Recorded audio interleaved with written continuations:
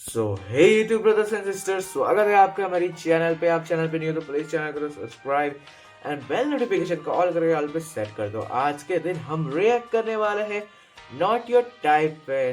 तो हाँ गाइस, हमने सोचा कि आज नॉट योर टाइप पे रिएक्ट किया जाए क्योंकि इसकी बहुत ज़्यादा फनी वीडियो होती है और हमने बहुत ज़्यादा मीम देखे हैं, तो क्यों ना हमने सोचा कि इस पर रिएक्ट ही किया जाए। तो नाउ लेट्स बिगिन, ज़्यादा टाइम वेस्ट नहीं करते। और हाँ, don't forget to like and subscribe this video so I can make it just like content every day for you. So let's get started. Recently मेरे दादाजी मुझसे बोले, बेटा हमारी जिंदगी का सबसे बेस्ट समय हमारा बचपन होता है। ये बोलकर वो अपने डायपर में हगने लगे। तो मैंने इस बात पे थोड़ा गौर किया और मुझे पता चला कि यस, बचपन सच में बहुत रैंडम होता है। बचपन में एक बार साइकिल की चेन चढ़ाते समय मेरा हाथ आ गया, तो मैं भाग के अपने अपाहिज दोस्त को भी ले आया कि उसके भी हाथ आ जाए। अपाहिज दोस्त को मतलब क्यों लाना है अपाहिज दोस्त को? अपाहिज है तो भाई क्या करेगा उससे? क्या उसने अपाहिज किया क्या ऐसा करके?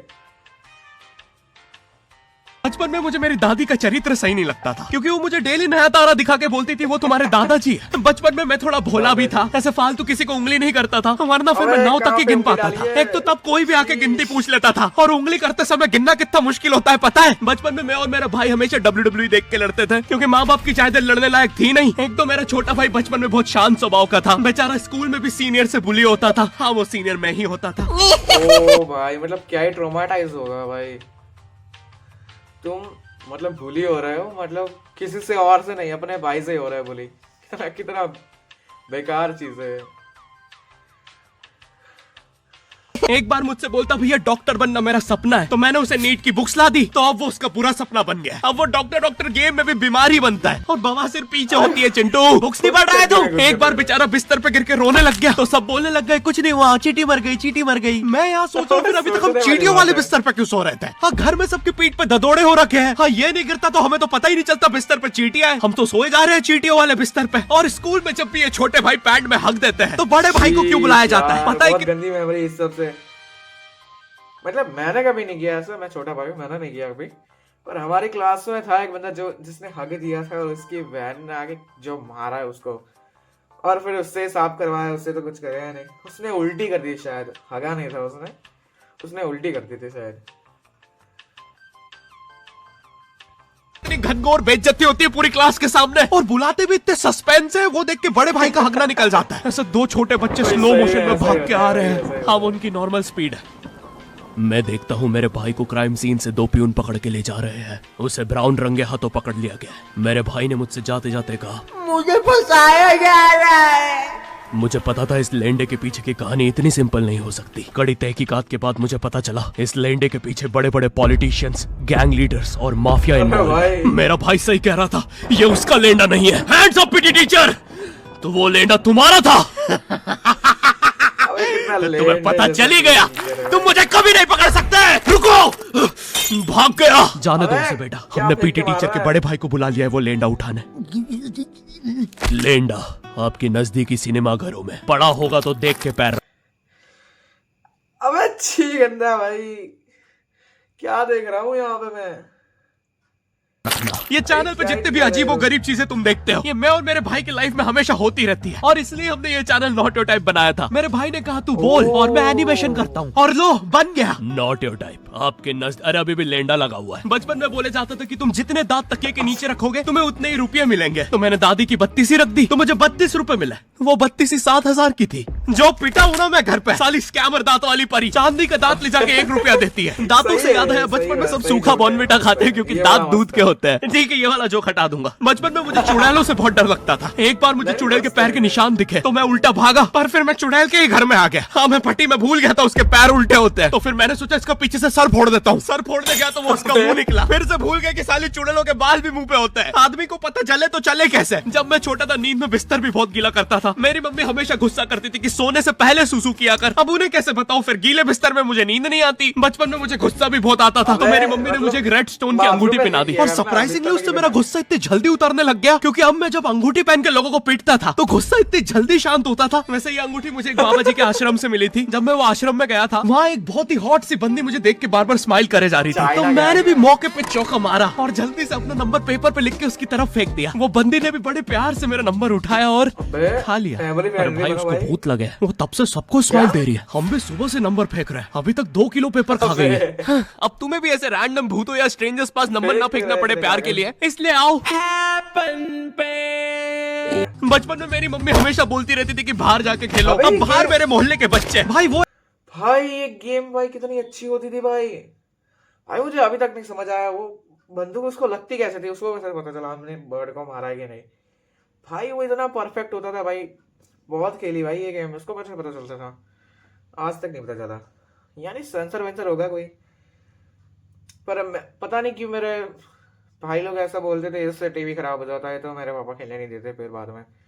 पर फिर भी मैं छुप छुप के खेलता ही था ये गेम भाई, बहुत अच्छी थी यार ये गेम, बचपन बहुत जुड़ा है। ऐसे अजीब अजीब से गेम्स खेलते थे। कहीं ड्रैगन फ्लाई में रस्सी बांध के उसको पेट बना लिया है, कहीं नंगे भाग रहे टायर के पीछे लकड़ी मारते मारते। मेरी मम्मी को उन पे दया आ रही है कि बेचारे गरीब बच्चे किसी भी चीज से खेल लेते हैं, फिर हमारी कार पलट जाती है। हाँ, वो टायर हमारी कार का था। और मुझे एक बात बताओ, चक्के से खेलने पे वो गरीब कैसे कंसिडर हो रहे हैं? क्या पता उनने कार खरीद के चक्का निकाला हो, क्या पता लैम्बोर्गिनी के चक्के से खेल रहे हो। नहीं, तुम्हें कैसे पता चल रहा है वो गरीब है या अमीर? और एक चक्के से इतनी सारी एक्टिविटी करेंगे ये लोग। कभी चक्के में रस्सी बांध के झूला बना दिया, कभी झूले से फिका के खुद को लूला बना दिया, कभी लूले पे झूला बांधकर लूला हूँ बना दिया। ये इतने हरामी बच्चे थे, इनके साथ कोई भी घर घर नहीं खेलता था, क्योंकि घर ये जुए में लगा के हार जाते हैं। ये वो बच्चे जिन्हें तुम रिमोट कंट्रोल कार भी दोगे तो उसकी मोटर निकाल। अरे यार, एक तो मोटर ये मैंने बहुत किया है भाई, ये मोटर वाला तो मैंने बहुत किया है। मतलब नई कार से तो बिल्कुल नहीं करता था, क्योंकि पापा फिर मारते थे, क्योंकि एक तो साल में 1-2 बार ही आती थी गाड़ी मेले में से, और ऐसा कर दे तो भाई कुछ बचता ही नहीं था और मार और खानी पड़ती थी।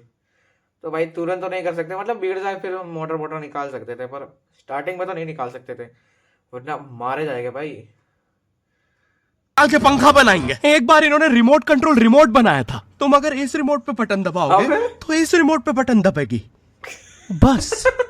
ये लोग मकर संक्रांति के दिन पतंग भी लूटते थे दुकानों से। पतंग से याद है, मैं बचपन में अपने दोस्त जनक के साथ बहुत पतंग उड़ाता था। जनक गुजराती था और गुजराती लोग तो बहुत बड़े पतंगबाज होते हैं। वो लोग गला काटने के बाद भी काहे पोचे चिल्लाते हैं। जनक मेरे घर पे इतना बड़ा गिर्रा लेके आता था पतंग उड़ाने। उस पर पता नहीं कितने 1000 किलोमीटर का मांझा लपटा होता था। हम दोनों का सपना था उस गिर्रे की पूरी ढील देना। एक बार तो गिर्रा खाली होने ही वाला था, पर वो पतंग आ तो घूम के हमारे पीछे से आ गई। हमने हमारी पतंग काट दी। तो इस बार हमने सोचा पतंग पूरी परपेंडिकुलर उड़ाएंगे, स्ट्रेट। हमने 2 घंटे ढील दी, वो मांझे में वेव सिग्नल आने लग गए प्राचीन भाषा में। हमें लगा हमने एलियंस ढूंढ लिया, बट फिर धीरे से वो सिग्नल क्लियर हुआ। हमें पता चला हमने कोई नासा का 100 मिलियन का टेलीस्कोप काट दिया।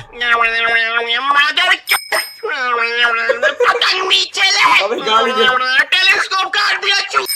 नासा का टेलीस्कोप जैसे ही नीचे गिरा, बच्चों से पहले विसरो ने लूट लिया। बहुत वियर्ड था, इतने सारे बुड्ढे छत कूद के भाग रहे थे। एक तो जनक के मांझे में इतनी सारी गठाने होती थी, वो मांझा इतना भारी हो जाता था, हम चौथे माले से पतंग उड़ा रहे, वो दूसरे माले पे उड़ रही है। बचपन में बोला जाता है किसी भी स्ट्रेंजर से बात नहीं करते, तो फिर मैं इशारे करता था। तो फिर दादी मेरे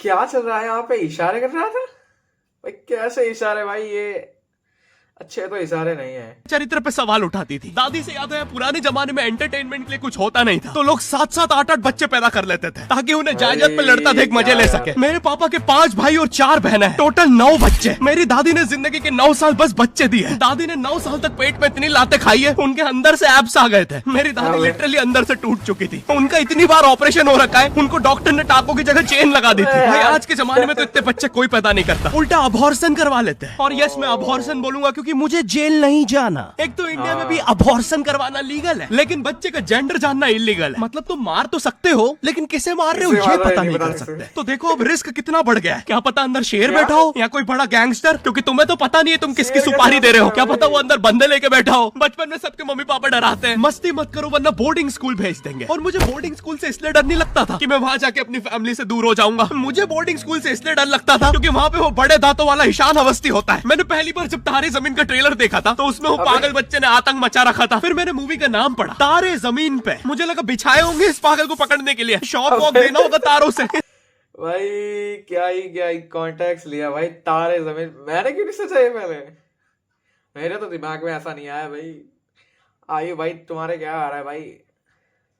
भाई दिमाग का इलाज करवा लो भाई इसका। इसका दिमाग ही भाई अलग लेवल पे चल रहा है। मतलब देख रहे हो तुम, एक एक सेकंड वो एंटरटेनिंग बना रहा है भाई। मेहनत लगती है भाई। हेड्स अप भाई आयु को। इसके तो दांत भी इतने बड़े हैं, सारी तारे काट देता होगा। मुझे ट्रेलर देख के लगा कोई एक्शन मूवी है। आमिर खान जोकर बना हुआ है, मुझे लगा यही तारों का जाल बना के पकड़ेगा पागल को। हाँ, ट्रेलर देख के तुम्हें क्या ही समझ में आएगा। एक शॉट में आमिर खान बोल रहा है आपके बच्चे को डिसलेक्सिया है, फिर अगले ही शॉट में जोकर बन के बड़ा मछलियां उड़ती क्यों नहीं। फिर मुझे लगा ये शायद अपने माँ बाप को बोल रहा था। और दया तो मुझे उस लंगड़े बच्चे पे आती है जिसके बगल में ईशान अवस्थी को बिठा दिया था। वो बेचारा उठ के भाग भी नहीं सकता। और मैंने तो सुना था बोर्डिंग स्कूल में बस नॉटी बच्चे जाते हैं, तो फिर इस बेचारे गाय से बच्चे को क्यों यहाँ भेज के रखा है? कहीं ऐसा तो नहीं इसके पहले पैर थे और ये बहुत मस्ती करता था तो माँ बाप ने पैर तोड़ के इधर भेज दिया। बस भाई मेरा हो गया है आज का। अगर तुम्हें वीडियो पसंद आई तो यार लाइक मारो। एम करते हैं 7 लाख लाइक्स के लिए। पिछली वीडियो में नहीं 7 lakh likes. I don't think so हमारे इतने आएंगे। तो गाइस जितने लाइक्स होते हैं उतने कर लो। आज के लिए बस इतना ही। आयु का ही रियल वीडियो मैंने लिंक नीचे रख दी है, तो गो चेक इट आउट। उसको सब्सक्राइब कर दो और मुझे भी सब्सक्राइब कर दो, मुझे भी बहुत ज़्यादा ज़रूरत है। और हाँ, ऐसी वीडियो देखनी है तो प्लीज़ लाइक एंड सब्सक्राइब। मैं ऐसे वीडियो लाता रहूँगा और आपको जो भी रिएक्शन देखना है वो कमेंट कीजिए, मैं उस पर रिएक्ट ज़रूर करूँगा। And hats off.